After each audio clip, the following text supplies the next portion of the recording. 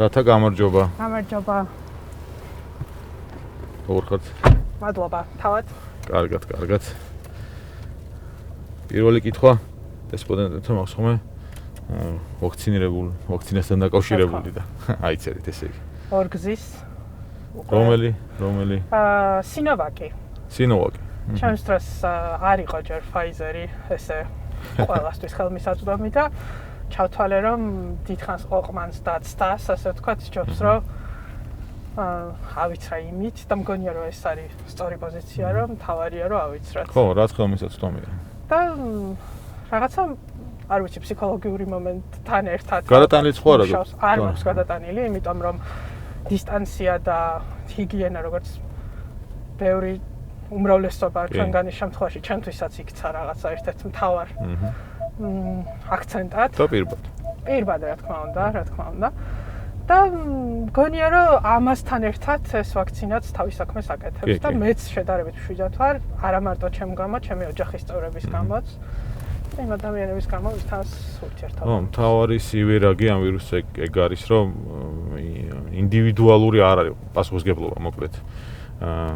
ჰიგიენის და დისტანციის და მოკლედ ყველა ამ წესის დაცვის, რომელიც შემუშავებულია და რეკომენდებულია სპეციალისტების მიერ. ეს რა სივერაგიც და ალბათ რაღაც მომენტში კარგიც არის, იმიტომ რომ გაჩვევს სხვებზე მეტად ფიქრს, სხვებზე ზრუნვას და კარგი როგორ არის შენ სხვას აინფიცირებ, მაგრამ კარგი ის არის, რომ უფრო მეტად ufრთხილდები სხვის სიცოცხლეს შენთან ერთად. ხო, საზოგადოებრივი აზროვნება, კი, გვინდა. რაღაც სამოქალაქო პასუხისმგებლობას გრძნობ. ეგეც ღირებულია. გასაღვივებელია კი ეგ ნაწილიც. ანთრების და მე ხა დაიკლო, ანუ იმიტომაც მინდა რომ ვახსენო, რომ რაღაც ნიშნულამდე მივედით და დღეში დაახლოებით 8000 აცრა, რაც არ არის კარგი შესაბამისად, კი, და ალბათ ხალხი უნდა გააქტიურდეს. მეგონი ხვედი უნდა გავაკეთო, ხო? კი, ხვედი აუცილებლად. ყველაზე კარგად რაც დაინერგა ჩვენთან, აი რამე ის ძირეული რეფორმები რომ ვსკონთ ხვედი. ხვედი კარგად დაინერგა და ისე შევეჩვიეთ ადამიანები. თათა მოკლედ დრაივის ფორმატში და არა მარტო დრაივის ფორმატში, როცა მე სტუმრებთან ერთად სხვადასხვა თემაზე ვსაუბრობ, ამ სხვადასხვა თემებს ტექნოლოგია იქნება ეს ეკონომიკა, ბიზნესი, ტურიზმი თუ არ ვიცი, სპორტი, ერთი შეხების წერტილი მაინც აქვს. ეს არის განათლება, იმიტომ რომ ყველაფერს საფუძველი შეგვიძლია ავიღოთ, რომ არის განათლება, ну ეკონომიკისაც, სპორტში ძალიან მნიშვნელოვანია, ტექნოლოგიებში ხო მნიშვნელოვანია. ამიტომ მინდა რომ დღეს რაღაც განათლებაზე ვისაუბროთ, პრაქტიკული რჩევებიც მინდა თქვენგან მოვისმინო. მე ვნახე რამდენიმე თქვენი ვიდეო, სადაც იყო ეს პრაქტიკული წიგნიერებასთან დაკავშირებით მათ შორის და დასაწყისში პროექტზე მინდა ვისაუბროთ, რომელზეც თქვენ ახლა მუშაობთ USAID-თან ერთად, ხო? ვარცდები, რა პროექტია და მისი მიზანი რა არის? პირველ რიგში მადლობა დაინტერესებისთვის. მგონია რომ ძალიან ღირებულია, რაც უფრო გახსნილი და ისეთი ფართო საზოგადოებისთვის სამშობლო იქნება განათლების საკითხები და პრობლემები, იმიტომ რომ როგორც თქვენ ახსენეთ, ყველა სფეროსთვის არის სასიცოცხლოდ მნიშვნელოვანი და მართლა ღირებულია, რომ ადამიანებმა მეტად დაიწყონ ფიქრი და იგრძნონ პასუხისმგებლობა იმაზე, თუ რა შეუძლიათ გააკეთონ და აქამდე რა არ გაუკეთებიათ განათლებისთვის. კი ბატონო. რაც შეეხება ამ პროექტს, რომელიც თქვენ ახსენეთ, რომელშიც ახლა ვმუშაობ, ეს გახლავთ USAID-ის საბაზისო განათლების პროგრამა, რაც გულისხმობს იმას, რომ პირველი მე-6 კლასის მასწავლებლებს შევთავაზოთ ისეთი მიდგომები, მეთოდები, რესურსები, რომლებიც დაეხმარება მათ კონსტრუქტივიზმზე დაფუძნებული, მოსწავლეზე ორიენტირებული სწავლების დანერგვაში. ანუ სასწავლო პროცესის მართვისთვის და სასწავლო პროცესის გაუმჯობესებისათვის. ეს არის ისეთი თეორიები, ვთქვათ, კლასის ორგანიზების ისეთი ფორმები, რომლებიც არის ერთი მხრივ თანამედროვე და მეორე მხრივ სასიცოცხლოდ საჭირო ჩვენი ბავშვებისათვის, იმიტომ რომ პროცესი გახდეს მოსწავლეზე ორიენტირებული, ასე ვთქვათ, ფოკუსირებული მოსწავლეთა თითოეული მოსწავლის ინდივიდუალურ საჭიროებებზე და აქ არის გულისხმობა ის მხოლოდ ისეთი მოსწავლეები, რომლებსაც განსაკუთრებული დახმარება სჭირდებათ რაღაცაში, არამედ ისეთი მოსწავლეებიც, რომლებიც თქვათ რაღაც განსაკუთრებული უნარებით გამოირჩევიან, ხო?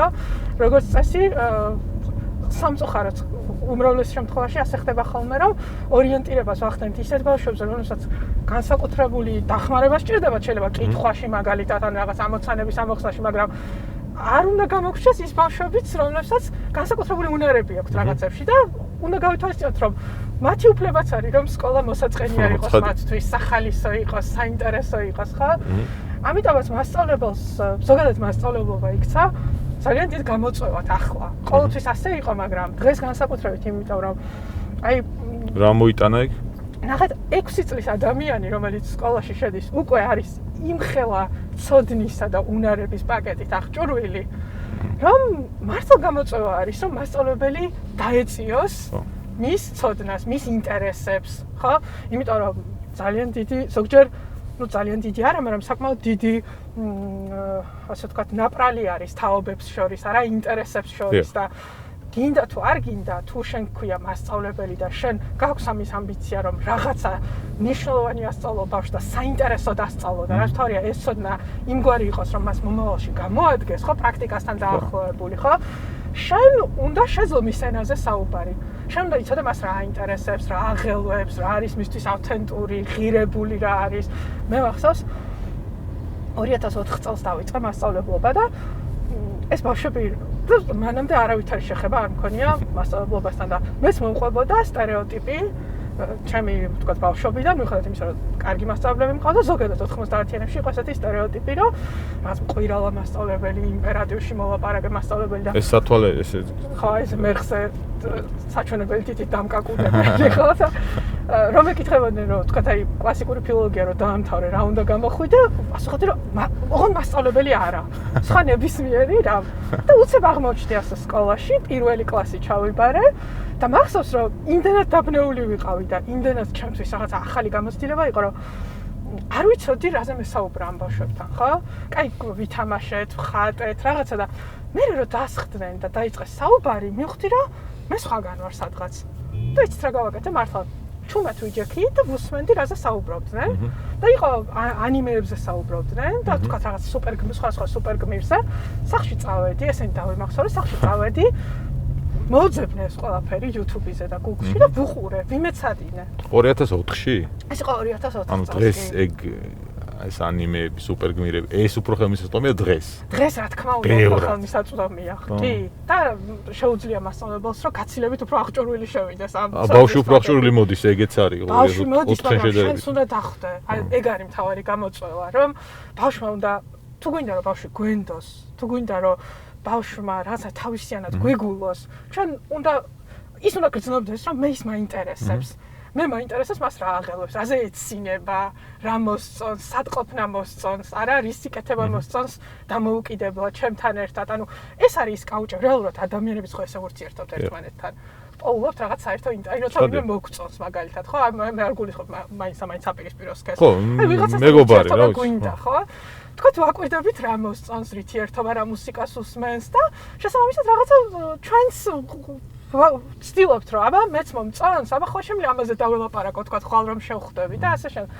ბავშვებთან ეს განსაკუთრებულად მნიშვნელოვანი არის, რომ არ ველაპარაკოთ მხოლოდ რაღაცა ჩვენი აკადემიური კვარცხლბეკიდან და რაღაცა ჩვენი გაყინული ცოდნებიდან, ასე ვთქვათ რა და მათთან მისასვლელად თუნდაც აი ეს გაჯეტები, რომლებიც ახლა არის რომ ვაიმე ბავშვები მიჯაჭვულები არიან ამას და ვერ წყვეთ და რა თქმა უნდა ძალიან ცუდია თუ თელ თავის დროს ანდომებს ასე ვთქვათ ფუჭად ყოფნას, ფუჭად გამოყენებას გაჯეტების, მაგრამ დღეს ხომ უამრავი აპლიკაცია არის ხელმისაწვდომი ისეთი, რამაც შეიძლება ბავშვს ფანტასტიკური უნარები გამოვითაროს. ინფორმაციული და თუნდაც ინფორმაციის საგანმანათლებლო ხო, თუნდაც ორგანიზების, აი უამრავ უნარს უვითარებს.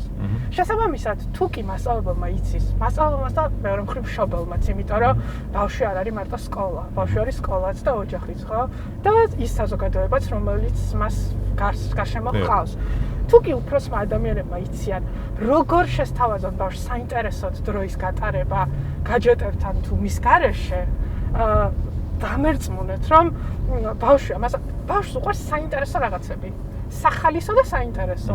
უბრალოდ ჩვენ გვჭირდება მეცადინეობა და სწავლა და აღმოჩენა ახალ-ახალი საინტერესო რაღაცების. აი შეუძლია თუ არა ერთეულ, ათეულ მაგალითად, აი ასეული ვთქვათ, მასწავლებლებს, ვისაც აი ესეთი განსხვავებული მიდგომა აქვს, შეცვალონ რაღაც სისტემაში. ჩვენ როდესაც ბევრი ვთქვათ მკვლევარი ან ექსპერტი საუბრობს, რომ აი სისტემა მთლიანად უნდა შეიცვალოს, განათლების მიდგომები უნდა შეიცვალოს, მაგრამ აი პროცესში ათეულ ან ასეულ პედაგოგს თუ შეუძლია რომ თავად მოახდინოს რაღაც ცვლილებები აი ამ სისტემის შიგნით. იცით როგორ არის თქვენი აზრით?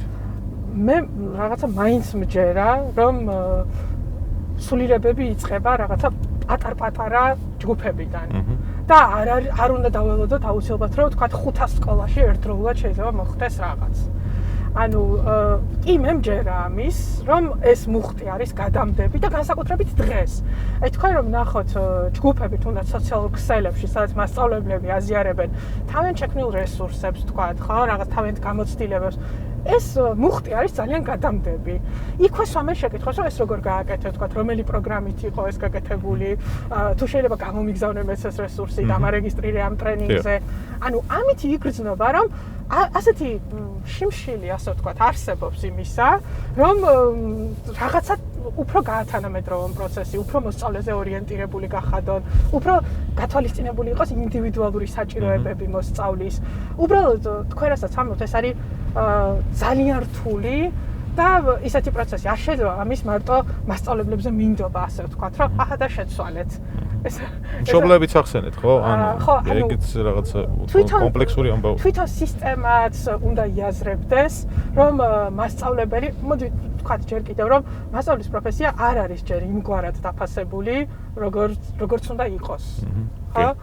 შესაბამისად, ფინანსურადაც ყველაზე დაბალანსღორებადია დღეს განათლების სექტორი, ესეც პრობლემაა, შეიძლება მთლიანად თავარი არა, მაგრამ ერთ-ერთი უმთავრესი პრობლემაა ესეც, რომ ადამიანებს უბრალოდ ინტერესი არ აქვთ, რომ ამ სექტორს წავიდნენ, იმიტომ რომ ელემენტარულად ესე ვთქვათ, ვერ შეინახავენ ოჯახს. და როდესაც ჩვენ ვედრებით, ვთქვათ, პირობითად ფინეთს უნდა გავითვალისწინოთ, იქ როგორი დაფასებული არის მასწავლებელი, ფინანსურადაც და თავისი სტატუსითაც. იმიტომ რომ ჯერ ერთი ვთქვათ სკოლაში ძალიან მკაცრად ხდება თავიდან შერჩევა, ვინ შეიძლება იყოს შენთვის სანდო, რომ მიუშვა ბავშვებთან. იმიტომ რომ ნახეთ, აი სულ ამბობ ხოლმე ამას, რომ ერთი არის ვთქვათ ექიმი, რომელსაც აბარია პირდაპირ მნიშვნელობით სიცოცხლე ადამიანის და მეორე არის მართლა მასწავლებელი, რომელსაც რეალურად შენ ამას თუ აცნობიერებ, რომ ძერწავ შენი ქვეყნის მომავალს და ეს არ არის პათეტიკა. მართლა ასე არის. იმიტომ რომ იმდაჯერ დამხვედრია წინ ჩემი ჩაყრილი მარცვლები დადებითიც და უარყოფითიც. ანუ ისიც თქვათ, რაც გამიკეთებია და მიფიქრე, რომ აუ აზრი არა აქვს რა. აი, თქვათ 3 წლის მერე უცებ ამოუხეთქავს. და ის შეცდომები, რომლებიც დამიშვია, პირდაპირ ხედავდი, რომ ეს ბავშვი რომ ასე იქცევა, ეს ბავშვი რომ ახლა ასე მსჯელობს, ეს იმ ჩემი შეცდომის ანარეკლი არის, რომელიც თქვათ რამდენიმე თვის წინ, შეიძლება წლის წინ დავუშვი.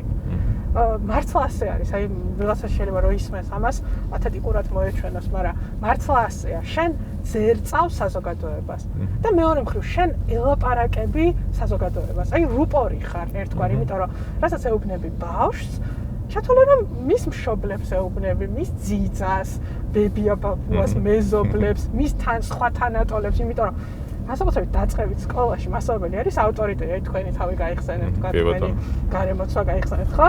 აი ზოგჯერ მშობელი შეიძლება რაღაცას გეუბნება სწორად, რომ ასე დაწერიან, ასე ამოხსენი, მაგრამ შენ გახსოვს მასწავლებლის ნათქვამი, შეიძლება რაღაცა არასწორად დაგამახსოვრდა ან რაღაც, მაგრამ არ შეცვლი იმას, იმიტომ რომ მასწავლებელმა ასე თქვა.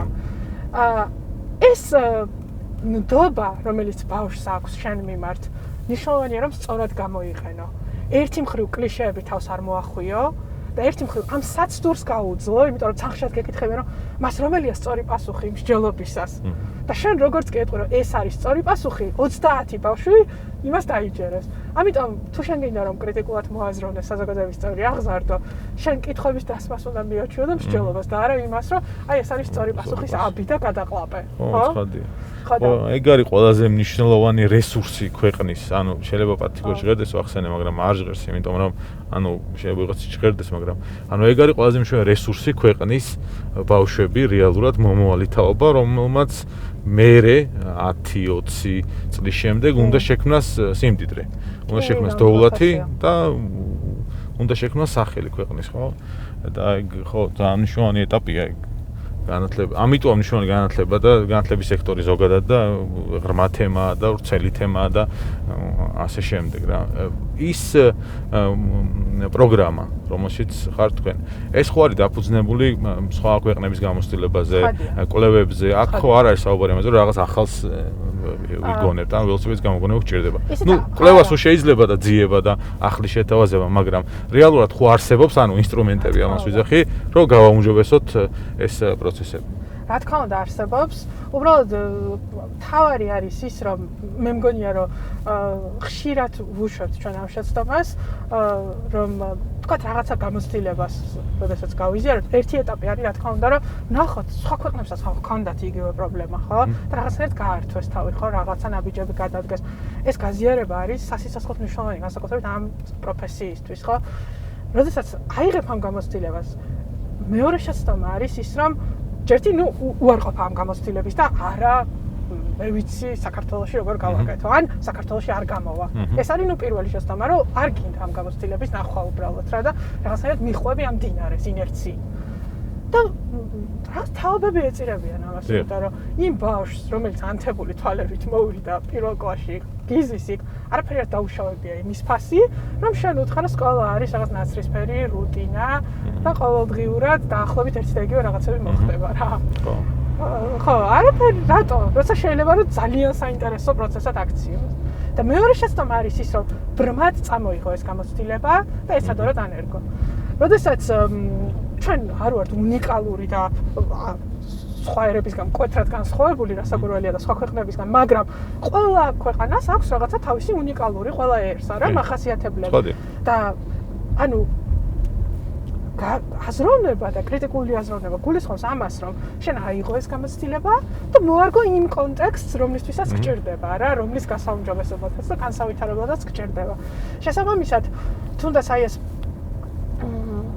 დრამატიზებაც რაღაცნაირად აი საერთაშორისო კვლევებით ხო და წიგნიერებაში გვაქვს საკმაოდ დაბალი შედეგები ხო და რაღაცა აი მხოლოდ ეს რომ არაფერი არ მუშაობს ჩვენთან რომ აზრი არ აქვს არაფერს იმიტომ რომ მაინც დაბალი შედეგები გვაქვს ან ხო არ მგონია რომ ეს სწორი იყოს რა გადავარდნა ტრაგედიაში ხო ანუ გაიაზრე პრობლემა თქვა დიაგნოსტირება მოახდინა და სწორი ინტერვენციები ნაბიჯ დაგეგმე და ნუელოდები ვიღაცა სხვას რომ აი ვიღაცა რაღაცას შეცვლის მასშტაბურად. ანუ შეუძლებელია რომ ყველა სკოლაში ერთდროულად რაღაც ცვლილებები დაიწყოს. ანუ უფრო მგონია რომ აი ამ რგოლმაც, თქვათ, მასწავლებლების რგოლმაც ინდივიდუალურად უნდა აიღოს პასუხისმგებლობა, რომ თავის საკლასო ოთახში, აი თავის სადამრიგებლოში, ხო, თავის სკოლაში, აი სასკოლო თემში რაღაცა ცვლილებები, რაღაცა აი ეს სინათლეები შეიტანოს. ხო, ეგ სისტემა ეგრე იცვლება იდეაში, ეგრე უფრო ჯანსაღად იცვლება, რომ ინდივიდები ცვლიან, იმიტომ ერთეულები, ათეულები, მე ასეულები და მე ეს ჯაჭვური რეაქცია წავა. იმედი ასე იქნება. წიგნიერების თემასაც მივადექით მე ვახსენე დასაწყისში, რომ მას პრაქტიკული მე მაგათოდ კითხულობდი, პრაქტიკულ ჩემს, ჩემი შვილის, რა როგორ შევაყვარო ბუნებრივად ბავშვს კითხვა, იმიტომ რომ დაძალება ერთია რომ შენ 5 წიგნი წაიკითხო დაულოგებ და ის რაღაც ერთ თვეში წაიკითხავს, მაგრამ შეიძლება საერთოდ არაფერი არ ახსოვდეს იქიდან აზრი ვერ გამოიტანოს და მეორეა რაღაც ნაბიჯები, რომელიც შეიძლება არ იყოს ალბათ არ არის ხო ეს ზოგადი, ან ყველას ინდივიდუალური ეგაც ხო მიდგომა, მაგრამ რაღაც უნივერსალური უნდა არსებობდეს. გისმენთ. იცით რა, ხო, ეს ძალიან მნიშვნელოვანია რაც ახსენეთ, რომ თქვათ კითხვის ინდივიდუალური თავისებურების გათვალისწინება მოხდეს, მაგრამ კი არსებობს რაღაც უნივერსალური მიდგომები, რომლებიც ფაქტობრივად არათუ ყველა ბავშვთან დამერწმუნებით ზრდასრულებთანაც რო დატესტოთ, იმუშავებს. და ესენი არის რა უყვართ ადამიანებს საერთოდ არჩევანის თავისუფლება. უბრალოდ ამ თავისუფლებას სჭირდება ესეც რაღაც ეტაპზე უნდა მასწავლო, როგორ მართო ეს თავისუფლება. იმიტომ რომ თუ მე არა მაქვს მოთხოვნილება არასდროს რომ ვიკითხო, ანუ არავის არ უსწავლებია ჩემთვის როგორ უნდა გამიჯდეს ეს მოთხოვნილება, შეიძლება ჩემი არჩევანის თავისუფლება იყოს რომ არ ვიკითხო. კი ბატონო. და დიახ, რაღაც მომენტში უნდა მაცადოთ რომ არ ვიკითხო.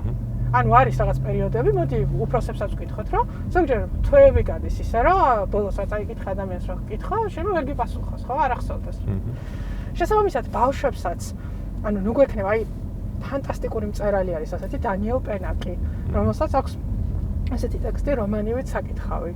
და აი, გიჟდები ისე მიყვარს, იმიტომ რომ აღწერს თავისი შვილის, ასე ვთქვათ, ნაბიჯებს მკითხველის გზაზე. საინტერესოა. ძალიან საინტერესოდ აღწერს მართლა, აი, ჩემი რჩევა კი არა და რეკომენდაცია არის, რა ვიცი, თხოვნა ყველა მშობლისადმი და ბავშვებთან შეხებაში ყველა პირისადმი, რომ წაიკითხეთ უბრალოდ ეს ტექსტი, იმიტომ რომ ძალიან მარტივად ყვება და თან ისე ყვება, რომ ფაქტობრივად ყველა ოჯახის ამბავს ყვება, სადაც ბავშვი არის. რომ თავიდან როგორი ენთუზიაზმით უსმენდა ბავშვი მის საღამოობით როცა უკითხავდნენ ის და მისი მეუღლე ხო როგორ იყო ჩართული ამის წარმოსახვაში რომ აი თქვა რაღაცა წითელქუდა ტყეში შევიდა და ეს ტყე როგორი იყო თქვა მამასთან და დედასთან ერთად მსჯელობდა როგორ უფართოვდებოდა თვალები რაღაცა წაკითხულობ ფრაზების მოსმენისას და როგორც კი ბავშვმა კითხვა დაიწყო ფაქტობრივად ესეთ რამეს წერს, რომ შევატოვეთ, ასე ვთქვათ, ამ წიგნს, ჩავთვალეთ, რომ იცის ამან უკვე კითხვა.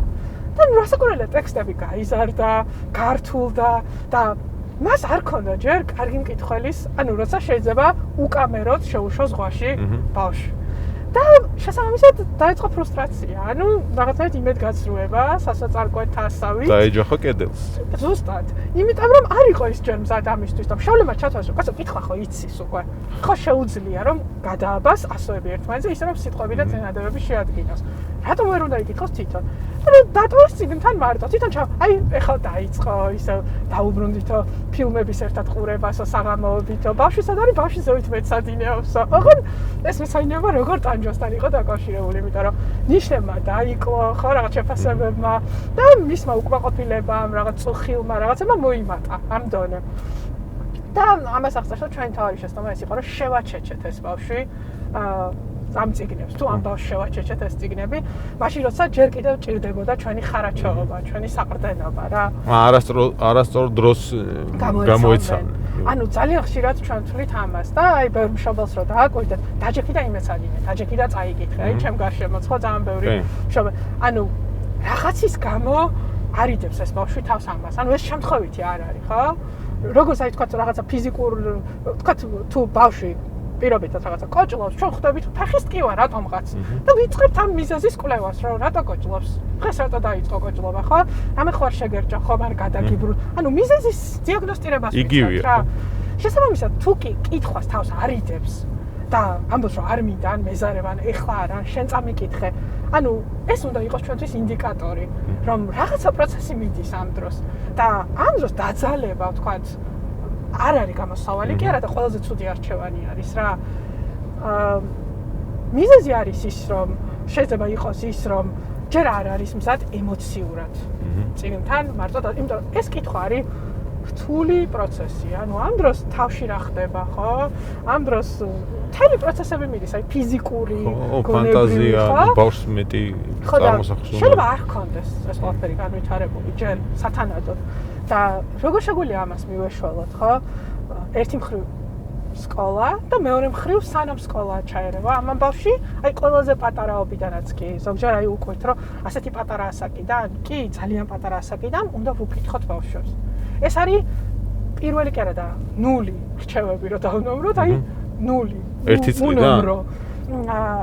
როგორც კი ჩვენს ხმაზე რეაგირებას იწყებს და როგორც კი ჩვენ ვიწყებთ რომ აი სურათებიანი წიგნები დავათვალიერებინოთ, არა მარტო დედა თქვი და აღუთქვი, ჩვენ შეგვიძლია რომ ჯერ ვიდრე წავიკითხოთ, თქვათ ველაპარაკოთ ამაზე, ხო? ოღონდ ველაპარაკებით ჩვეულებრივად რა ეს არის წითელი ბუშტი, აი ნახე სპილოს გრძელი ხორთუმი აქვს, ხო?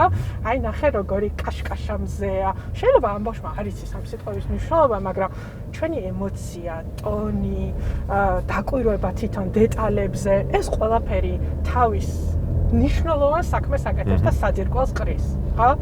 ჯერ კვლევები ადასტურებს, რომ წიგნიერ გარემოში, როდესაც იზრდება ბავშვი, და ხედავს, რომ დედა და მამა კითხულობენ რაღაც მომენტში, ეს ბუნებრივად იწვევს იმას, რომ ინტერესს ეგეც აჩენს. ინტერესს და როგორც აი კბილების გახეხვაზე ხომ არა აქვს ბავშვებს რეაქცია, რომ რასაკეთებ, იმიტომ რომ ხედავს, რომ ოჯახის სხვა წევრებიც იხეხავენ. ჯოლბური ამბავი. ხო, შესაბამისად, თუ კი ბავშვი ხედავთ, რომ კითხულობთ, ბებია, ბაბუა, ვთქვათ, ოჯახში წიგნები აწყვია სხვადასხვა ადგილას, ხო?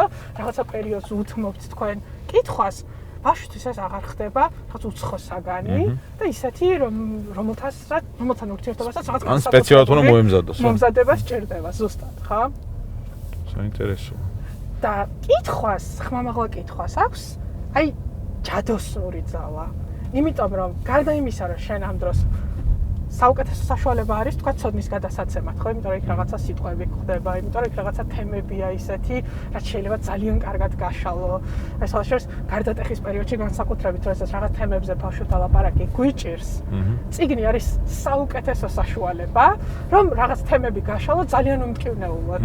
იმიტომ რომ წიგნის კონტექსტი თვითონ რაღაცნაირად უფრო ფაქის ხდის ამ მსჯელობას, ხო, უფრო ეთიკურს. აკადემიურს ხდის უფრო. აკადემიურსაც და უფრო ისეც, აი დაცლილი არის რაღაცა აი ვულგარულობისგან, მაგალითად, რაღაცა სიხისტისგან, ხო? ანუ თან წიგნთანავლებ კავშირს და თან რაღაცა პირად გამოცდილებას ფრთხილად ჩააფენ, ასე ვთქვათ, ისე რომ ბავშვისთვის ეს ტრაუმული და ესეთი არ იყოს, რომ წინასწარ დავსხედით ახლა და ჩვენ ამაზე ვილაპარაკეთ განსაზღვრულად, ხო? ანუ მოხვა სიტყვას. ეს შენ რა თქმა უნდა იცი რომ სიტყვასაც მოხვა და მეტიც არის და გინდოდა ამაზე მსჯელობა, მაგრამ ბავშვისთვის ბუნებრივ კონტექსტს ხმის ეს ყველაფერი, ხო? ანუ ხმამაღლა წაკითხვა და არა მარტო იმ ასაკში, ვიდრე კითხვა არ იცის. საკმაოდ დიდ ასაკშიც იმ დრომდე, ვიდრე ერთად კითხვა გსიამოვნებთ. არის ჯადოსნური, ასე ვთქვათ. ერთი როგორც ვთქვი, რომ თემატიკის თვალსაზრისით იძლევა ძალიან ფართოდ გაშლის, ასე ვთქვათ, საშუალებას. მეორე ის, რომ სამეტყველო აპარატის სწორად ჩამოყალიბების საშუალებას იძლევა, იმიტომ რომ ის თქვენ გაკვირდებათ ტუჩებზე. ისმენს თქვენს ხმას, თქვენს ინტონაციას, როგორ გამოთქვამთ, ვთქვათ, სისინა და შიშინა ბგერებს, ხო? მოდელი ხდებით პრინციპში, როლური მოდელი მისთვის რა. და ამას აქვს, ასე ვთქვათ, ძალიან გადამდები ქიმია, მუხტი. ანუ მშობლის როლი ამ პროცესში არის ყველაზე მნიშვნელოვანი. ესე გამოდის. ოჯახის, მშობელს, დედაც, მამაც, ბებიასაც და ბაბუასაც გულისხმობ. უნდა მივცეთ თუ არა ბავშვს საშუალება, რომ თავად აირჩიოს ლიტერატურა, საკითხი. აუცილებლად უნდა მივცეთ და ზოგადად ანუ კომიქსი იქნება, ეს ფანტასტიკა იქნება, დეტექტივი იქნება. თუ ჩვენ აი ხო არის რომ ეს არის აი 9 წლის ბავშვმა ეს უნდა წაიკითხოს. უნდა იცოდეს შვილო ეს ტექსტი. ხო, აი ნახეთ როგორ არის. ჯერ წიგნთან ურთიერთობას აქვს აი ესე რომ დავყვათ პროცესი მდე, დროს და შემდეგ. ანუ წაკითხვამდე არსებობს რაღაცა შემოაზადებელი აქტივობები, თქვათ, რომლებსაც წარმართავთ, ვიდრე ბავშვთან ერთად კითხვას დავიწყებთ, ხო? ეს შეიძლება იყოს თქვათ პერსონაჟზე ლაპარაკი, ეს შეიძლება იყოს იმ პრობლემაზე ზოგადი ლაპარაკი, რომელიც თქვათ ჩვენ ვიცით, რომ ტექსტში არის, ხო? წაკითხვის დროს როგორ ვკითხულობთ? აი ძალიან ბევრი მშობელი მინახავს, უბრალოდ ზის და უკითხავს. ეს არ არის სწორი. ანუ ჩემთვის იმიტომ არის შენი წაკითხვა ღირებული, რომ რაღაც მომენტში მე კითხვას დამისვამ. რაღაც მომენტში მომცემ ჩემი აზრის გამოთქმის საშუალებას. რაღაც მომენტში გაიცინებ ჩემთან ერთად და რაღაც მეტყვი რომ ნახე რა მაგრაუთხა გახსოვს ეს ჩვენ. ანუ ნახეთ, თან მე ამას რო ვაკეთებ, შენ განგივითარებ კარგი მკითხველის უნარებს. რაც არის თქვათ პარალელების დამყარება. პარალელების გავლება სხვა ტექსტებთან, ხო? კავშირების დამყარება, რაც არის შეკითხვების დასმა, ვიზუალიზება, ხო? ანუ ეს ყველაფერი არის ის უნარები, რაც მე მჭირდება უკვე როცა დამოუკიდებელი მკითხველი გავხდები. და წაკითხვის შემდეგ აუცილებლად ან უნდა დამახატინო, ან უნდა მომსჯელო ამაზე, ხო? ეს ჩემი ნახატები არ უნდა გადაყარო, სადღაც ოთახში უნდა გამოვაკრა, იმიტომ რომ ვთქვათ, მამა რო სახში მოვა საღამოს, ან ბებია რო მოვა ჩემთან სტუმრად, იმან დაინახოს და ვიღაცამ უთხრას, რომ აი ეს დახატა თათა და ნახე რა მაგარია, ხო? ვთქვათ, შენც უნდა დახატო ჩემთან ერთად, იმიტომ რომ მომწონს შენთან ერთად როცა რაღაცას ვაკეთებ, ხო? და ესეთი სტერეოტიპი, რომ მაგალითად ბავშვებს მარტო დედა უკითხავს, ან ბავშვები მარტო საღამოს ძილის წინ ისმენენ წაკითხულს, რა თქმა უნდა არის არასწორი. ძალიან კარგია დროის გამოყოფა. ყველაზე თავარი გამოწვევა მაგ პროცესში მე მაინც დრო მგონია. კი, უბრალოდ კიდევ ერთხელ უფროსებმაც უნდა გააცნობიერონ, რომ ამას არ სჭირდება რაღაცა ისეთი რიტუალი, რომ ახლა ვიმზადოთ. ანუ რიტუალად შეგეძიათ აქციოთ უმარტივესად. და ამას აქვს რეალური შედეგები, ანუ როგორც დადებითი, ასე უარყოფითი, ეგ არის თავარი. უძრაობა ამას გულისხმობ? არა, იმას რომ ბავშვს პროცესს დაუთმო დრო, ამას ექნება, თუ არ დაუთმობ ისეთ შედეგი შედარებით ნეგატიური, ანუ უარყოფითი რაც გინდა რომ შენ მიიღო, ხო თქო მომავალში. თუ დაუთმო დადებითი, ანუ ეგეც მნიშვნელოვანი გასაცნობიერებელია. და იმის თქმა მინდა და დავასრულებ ამას, რომ როდესაც თქვენ ამას მე მასწავლით, როგორ მიურჩიერთოთ ციგნთან, მე უკვე შეიძლება რომ არჩევანის საშუალებაც მომცეთ. და ვთქვათ ციგნის მაღაზიაში რომ წავალთ, ეს რაღაცნაირად ბონუსიც იყოს ჩემთვის, რომ მე რაც მინდა ეს შემიძლია ავარჩიო. მაგრამ უნდა მასწავლოთ, რას უნდა დავაკვირდე. აი ესეც, რომ შრიფტის ზომა ეს მოგწონს, ძალიან პატარა ხო არ არის, ფურცლები ძალიან თეთრი ხო არ არის, ოდნავ მოყვითალო ხო არ გიჩვენია. ხო? ეს არის აი სათავგადასავლო ტექსტი. აი გახსოვს ჩვენ რო ფილმს უყურეთ ერთად, აი დაახლოებით იმავე ტიპის არის. ასეთი გინდა? ან შეიძლება მე გავაკეთო მოდელირება, კონსულტანტთან მივიდე და უთხრა, რომ აი ჩემი ასაკის ვთქვათ, აი ესა და ეს ამადამ თემატიკის, ამადამ შინაარსის, დაახლოებით ამ ჟანრის ტექსტები ხომ არ გაქვთ? და ეს რომ ჩემ გვერდით დგას პატარა ადამიანი, პატარა მკითხველი, ის მაკვირდება მე როგორ ვიქცევი და მე ისე თავისუფლად უთხრა, რომ მიდი აბა შენც იკითხე, მოდი ვიკითხოთ შენზეც. და მივცე მას საშუალება, რომ ვთქვათ ციგნის მაღაზიაში კონსულტანტს თვითონ დაეკონტროლოს. ან დამაკვირდეს მე თაროსთან როგორ მივდივარ და როგორ ვარჩევ. და ამ დროს ხმამაღლა ვიმსჯელა. ესე იგი მე მინდა ეს თარო, იმიტომ რომ აქ აწყვე ენციკლოპედიები, მე მაინტერესებს ესა კოსმოსი და მოდი აბა მოვძებნი აქ. და ვიწყებ ძებნას. შენ გინდა ისე ვკითხო, ჩვეულებრივად ბუნებრივად, როგორც დიდ ადამიანს ვკითხავდი, არა ენის მოჩლეკით რა საკვირველი. და მივიდე მასთან. აი მე მგონი ეს საინტერესო იქნება. ენის მოჩლეკა ეს უმეცნი. ხო. სუჩხუბავდი ხოლმე რომ მეთქი ნუ ჩლიფოთ სიტყვებს. ძირითადად ოჯახში ხოლმე და. ხო, იცი რა ბავშვებს რასაკვირველი არ რაღაც ეტაპზე ხო, 7 წლის რო ან 8 წლის. პასუხისმგებლობა გვაქვს მათ წინაშე რომ რაღაცებში პატარები არიან და უნდა ვიგრძნოთ რომ მუდმივად ფხიზლად ვიყოთ, მაგრამ მეორე მხრივ არავის არ უყვარს ენის მოჩლეკით საუბარი და ბავშვებს უყვარს როცა ისე ვექცევით როგორც დიდ ადამიანებს რა.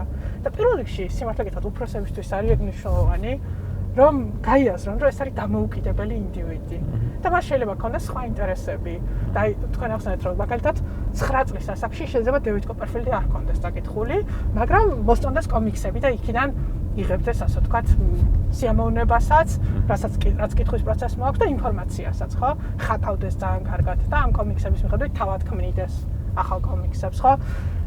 ჩვენთვის უნდა იყოს თავარი პრიორიტეტი, რომ ბავშვი არის ინდივიდი, თავისი ინტერესებით, თავისი გემოვნებით და შეიძლება ჩვენგან კვეთრად განსხვავებულით და ჩვენ უნდა პატივისცემთ მის არჩევანის თავისუფლებას და რაღაცად მივანდოთ რაღაც პროცესები რა. უბრალოდ აი სხვა არის დაჭერა არის რთული. ხო. ერთი მხრივ რა ესე არ ყავდეს ყულფში, რომ ეს დაიკითხე ეს რაღაცა და მეორე მხრივ სწორი გზაც ხო, იმიტომ რომ კიდევ ერთხელ უნდა ვასწავლოთ ამ არჩევანის მართვა თავიდან. როგორ უნდა შეარჩიოს, როგორ უნდა თავისი ინტერესები, ვთქვათ, როგორ მოძებნოს სადღაც. როცა ამას ვასწავლით, მე აუცილებლად უნდა მივუშვათ. იმიტომ რომ შევაგუოთ ამას, რომ ეს არის დამოუკიდებელი ტიპი თავისი დამოუკიდებელი მიზნებით და ინტერესებით. ჩვენ ერთ-ერთი რაც შეგვიძლია რომ ერთი შევეგუოთ ვიამაყოთ მე. კალაპატი მივცეთ ამას თავიდან და მე მხარდაჭერა, მუდმივი მხარდაჭერა რა. თათა მადლობა სტუმრობისთვის. მადლობა თქვენ. ძალიან საინტერესო იყო.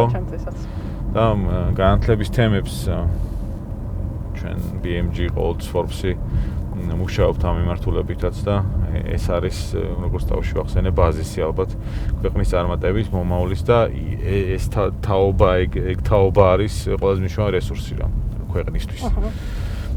და მე მჯერა რომ იმ რეიტინგებში სადაც ქვევით ვართ, იქაც დავწინაურდებით. ამას დრო დასჭირდება, მაგრამ თავარია რომ არსებობენ ადამიანები, ვინც ამაზე ზრუნავს და იქნება ეს ადამიანი იმედია ძალიან ბევრი შემდეგ ქვეყანაში. მადლობა მოკლედ და წარმატებები. ასაა. პრაქტიკულ სამუშაოს დაბრუნებას ხო არაპირებთ სკოლებში თუ ჯერ არა? ჯერჯერობით რაღაც ისე გამოვიდა რომ არა, თუმცა რაღაც ვცდილობ რომ არ გავწყვიტო კავშირი სკოლასთან, რაღაც სხვადასხვა გზით იქნება ეს პროექტი, თუ კონსულტირება, თუ ტრენინგი, მაინც რაღაც შეხება მქონდეს, იმიტომ რომ მნიშვნელოვანია რომ სკოლასთან ყველას, ვინც დაინტერესებული ვართ განათლებით, რაღაცა წაფები მუდმივად გვაკავშირებდეს, ვიცოდეთ იქ რა ხდება, რა პრობლემებია და ჩვენ როგორ შეგვიძლია დავეხმაროთ იქ პროცესების საინტერესო წარმართვას. მადლობა. მადლობა თქვენ.